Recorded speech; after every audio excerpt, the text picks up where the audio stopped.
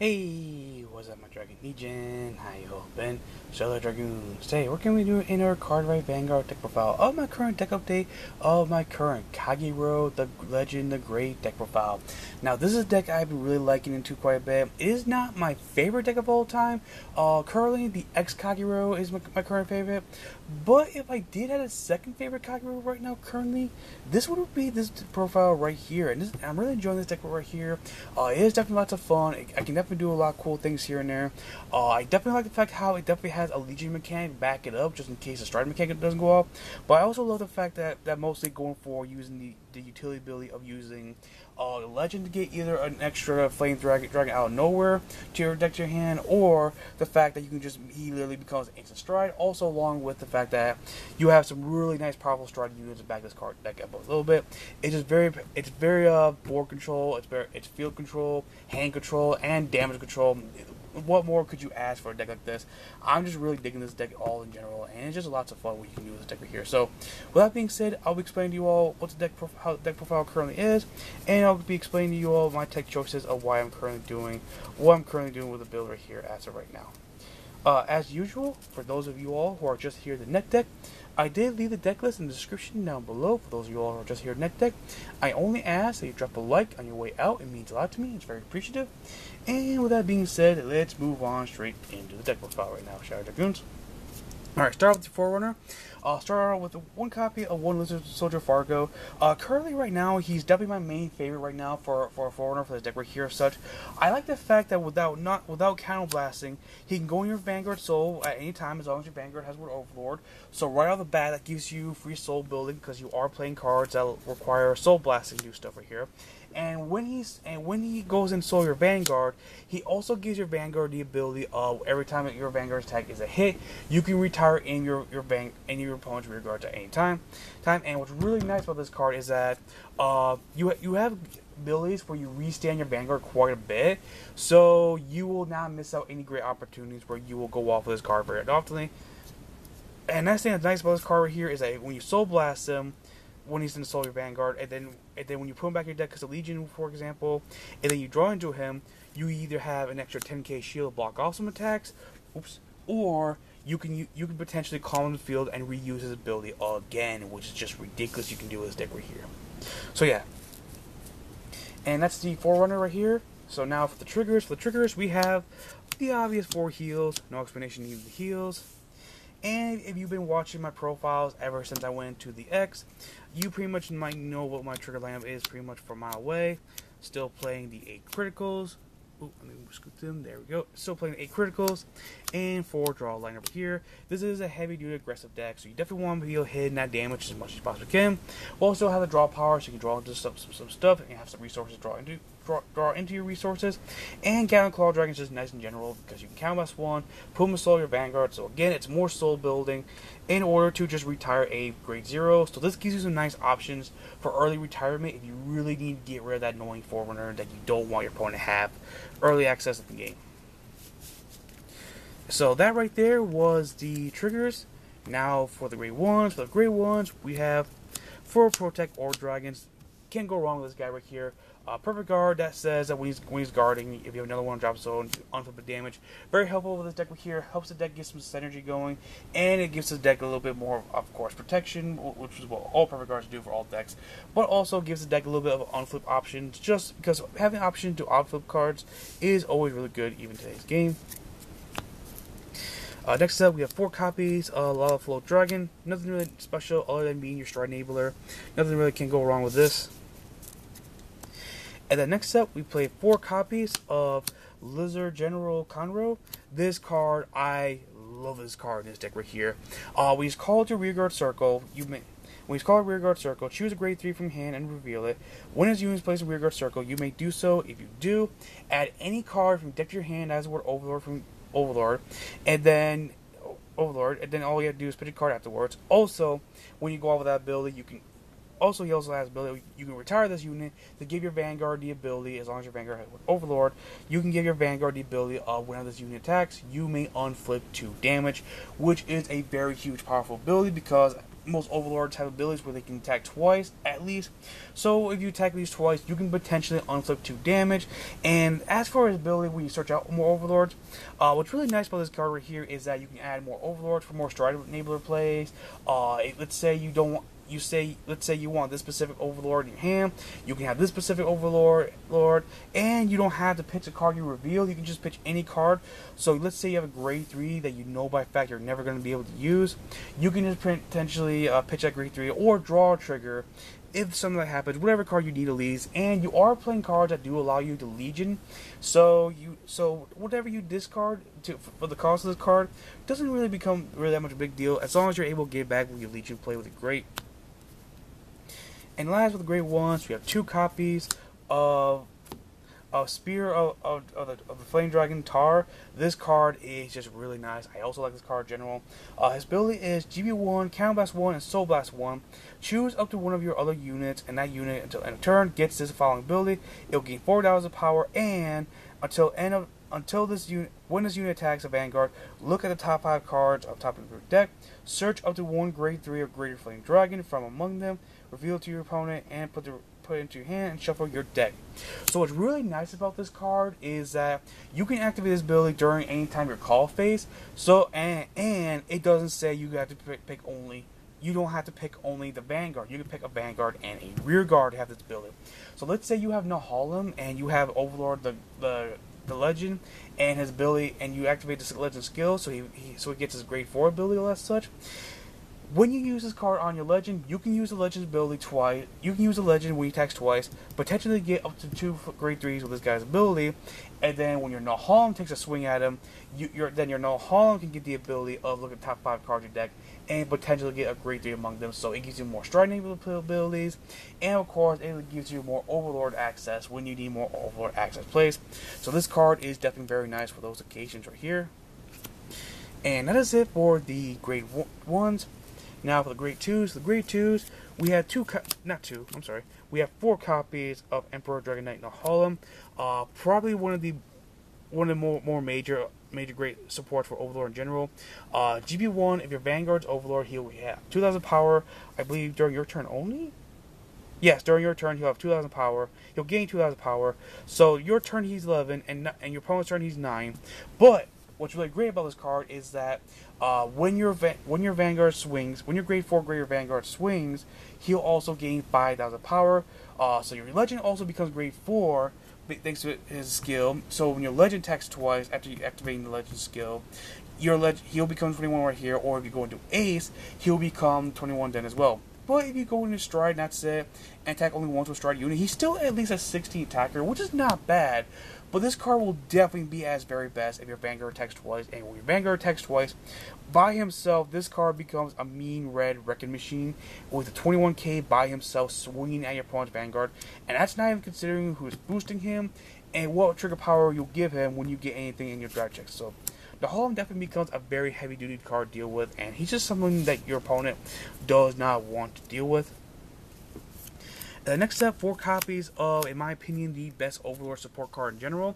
4 copies of Dragonic Burnout. You cannot go wrong with Burnout. When he's called Rear Guard Circle, by mere cost of Soul Blast of 1 card, not only you can take any of your Overlords from drop zone and put them bottom of your deck, but you can retire any of your opponent's rear guards of your choice. So this gives you more recycling ability, this gives you more Overlord access abilities, and this also gives you retirement abilities, especially even early retirement. Like especially, you can even use this ability really early. Let's say things don't go wrong. Let's say it's turn 2, you go into a grade 2 Vanguard. Let's say you call Conro, use Conro's skill to get one of your Overlords, and then use Conro's skill to pitch an Overlord. You can early call. Let's say you don't have your Gatling Claw Dragons, but you want to get rid of that annoying Forerunner. You can early call Burnout, and Burnout can instantly get rid of that annoying Forerunner you don't want to deal with, or any other rear guard that you know by fact it's going to be a problem to you early game. And Burnout is just great access for those plays right there as such. So yeah, Burnout, you gotta play 4 of him. At least in my opinion, you gotta play 4 of him. And since we are playing the Great, it does make sense that we play 3 copies of Neo Flame Dragon. He's just mostly there to be because you need a mate target for your Legend. I mean, for the Great. I mean, you could play this deck without this card, and your deck would probably work just fine. You can actually do a Legion play with the Great, and even if you don't have the mate for him. The only downfall is in my opinion, I don't think it's really that great. In my opinion, I feel like the Great will be at his very best, and he'll definitely be a lot more useful asset to the deck if you're able to get a mate for him, and you can go off with the Great Legion plays. So when your Great is in Legion, he can be able to assist your deck with what you need to do. Yes, you do want the Great to be able to recycle your very important resources in case you burn out your resources very quick. But you also want the Great to help you take care of some problems or solve out some problems until you are able to stride again. And I feel like if you're able to go into Neo Flame as your mate, you will be just fine with your plays. But Neo Flame, outside being the mate as for your Great, he's still a useful card in general. He also has the ability where during the end of turn.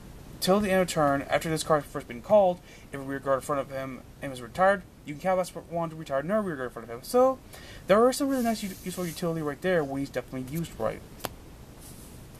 And that's it for the Grade 2s. Now for the Grade 3s. For the Grade 3s, the ideal Heart and Soul entire deck right here. 4 copies of Dragonic Overlord of Legend. This card is just amazing. When you first plays your Vanguard Circle, you may Counterblast 1, Soul Blast 1, and when you do, look up to the top 5 cards at the top of your deck and get a Flame Dragon of your choice of those 5 cards in your hand. So you can get Lava Flow Dragon for more stride plays, Protect Orb Dragon so you can get that early protection. Any other Overlords when you want more stride or Legion plays. You can get out your Burnout or your Neo Flame if your heart desires so. It's just a great useful utility card in general. I really like this card at all. I love this card, and definitely his GB2 ability is what makes this card amazing. His GB2 Vanguard ability is by just a mere cause of Counterblast 1 and pitch a Grade 3 from your hand to the drop zone. This unit literally becomes a mini stride of his own, which is ridiculous. His Grade becomes 4, he gains 15k power, and his Twin Dride icon turns into a Triple Dride icon, which is just insane. And he also gains the ability of, when he's done battling a rear guard, you can pitch 3 Kagero units from your hand or up zone, stand this unit right back up, and attack again. So he becomes a big, huge, heavy-duty board control card right instantly. He can go in there for those heavy damage, go in there for those heavy attacks, and he just goes in there for those large amount of numbers right out of the bat. So 4 legends can't go wrong with him. And of course, this is an Overlord deck. It does make sense to have some other Overlords, and just so we can have some recycling going on, to end up in the main deck lineup, we play 4 copies of the Great. Now, he's not as important as the Legend, but the Great is still a useful card in general. As I mentioned earlier, he does have the Legion ability, so it gives you recycling, which is still good regardless. If you don't ever go into your Legend, but you end up going to your Great, it's not the end of the world. The deck is more focused on striding anyways, and you just need an Overlord Grade 3 when you stride in order to be able to go off your certain abilities here and there anyways. And in case things don't go your way, if you don't end up striding, you still have the Legion mechanic ready for you to help you recycle some stuff right there nowhere. And when you go into Legion, he gets the ability to attack one more time after he's done attacking rear guard. And he also has a nice, interesting ability. Whenever his attack is a hit, you can retire a rear guard off your side field that shares the same name as him to retire one of your opponent's rear guard. So it definitely gives you some nice advantages to do some really nice, nifty plays if push comes to shove, if you need to do so. So yeah, really nice, interesting card right here in general. And that is it for the main deck. Now for the stride units, for the G Guardians, let's get them out of the way real quick. For G Guardians, we have the obvious stuff, the 3 copies of Denial Griffins. Can't go wrong with this guy. Whenever a rear guard attacks, if he's called a Guardian Circle, Counterblast 1, retire that rear guard, which is just funny and hilarious, especially if the opponent puts so much commitment to that rear guard, and then all of a sudden they go into Denial Griffin, they're like, fuck! Anyways, next up, the last for stride unit, 1 copy of Defeat Flare Dragon. I really love this G Guardian. This card is awesome. When he's placed a G Guardian Circle, while your opponent opponent's Vanguard attacking your Vanguard, and obviously your Vanguard's Overlord, by mere cost of counterblast one card, not only you can take 2 Overlords from your drop zone to the bottom of your deck, but also retire your opponent's entire back row. And this ability, I'm in love with this ability so much, I've even contemplated and thought about potentially bumping this card to at least 2 or even 3 of this deck, for this deck right here, and even my X deck as well, because of how awesome this card is in an Overlord deck.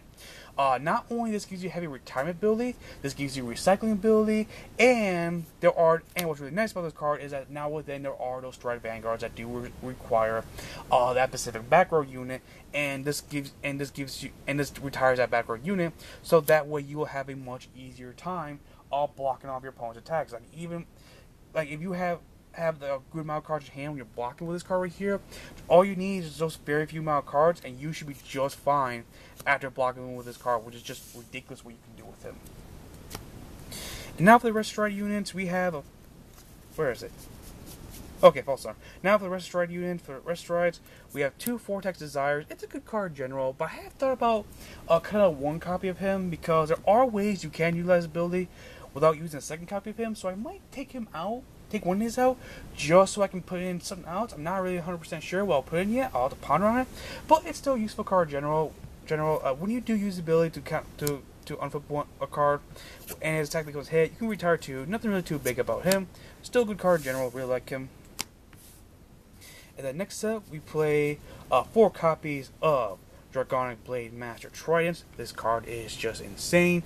Heavy retirement, and when he's blazing, you get a free critical on him. So he's definitely board control. He's definitely damage control, and he definitely becomes very big, very fast. And he forces your opponent to use up some resources to block off the attack, or else otherwise, if they don't, this card can be the end to your opponent. And if things go your way, you can potentially use this card to make your opponent pay for overextending. And for your opponent who likes to over defend, just in case, 2 copies of Nouvalle Express. Really nice, awesome card in general. When his card is attacking, after you pay the cost, everything, counterblast 1, flip another copy of him. Your opponent can't perfect guard, and your opponent cannot. And if your opponent's at 5 damage, your opponent cannot use the effects of any of their triggers. So if you're at 5 damage, and your opponent's at 4 damage, and you get a critical, the attack is a hit on your Vanguard, it is literally guaranteed a game over for your opponent, which is just gnarly insane, which I really like this card in general for this deck right here. And yeah, it's just a really nice card in general. Now, yes, your opponent can G-Guard about this, so be warned. For those of you who are new to play this card, yes, your opponent can use G-Guardian to stop this card attack. The anime even discussed that very well. So be warned. Be warned. This card is great right here, but this card is not the only great card in this deck right here. Be warned. Your opponent does have ways where they can get around this annoying card. So, be on your guard and look out for that. And finally, at the end of the Stride lineup, we have, of course, 4 copies of Dragonic Overlord the Ace. I did order 2 more foil ones. These common ones will be taken out for foil ones very soon. Can't go wrong with Ace. Ace is just a really nice staple to me, at least right now for this current format. Ace is just really nice, where he's guaranteed to attack twice, and unlike the Great and the Legend, it doesn't matter what his first target was, just as long as he was able to attack at least once, and of course it doesn't matter if his attack was a hit or not, he can stand right back up. And what's really nice about this card is that there's a lot of interesting rulings where you can potentially use this card's ability twice. And with Conro giving you the ability to unflip damage quite a bit, it will not take long before this card becomes a very huge handful to your opponent, even with the only quote-unquote downfall of the Ace losing one of his drive checks, and that's it. So the Ace can definitely be a very heavy-duty card in general. And yeah, Dragoons, that right there was my Kagero, the Legend, the Great deck profile, or deck update, I should say. I really like this build right here in general. I'm really digging how this deck is right now. It's just a really fun deck in general, and I may mess around with some other things, because there are some other ideas I do want to mess around with this deck in the near future. But for right now, at the moment, with that being said, let me know what Dragoons think about this deck profile in the comment section down below, and I will see you Dragoons around. Hope you Dragoons enjoyed this video. Please leave a like and a favorite if you did, and share this video with other people. It really helps me out a lot. Follow me on Facebook, Twitter, keep up with the latest updates about myself, this channel, and my upcoming gaming channel. Subscribe today to become part of the Dragon Age Alliance. Please hit that notification button so you can be updated on my upcoming uploads. And I'll see you Dragoons another day. Christian Dragoon, signing out. Peace.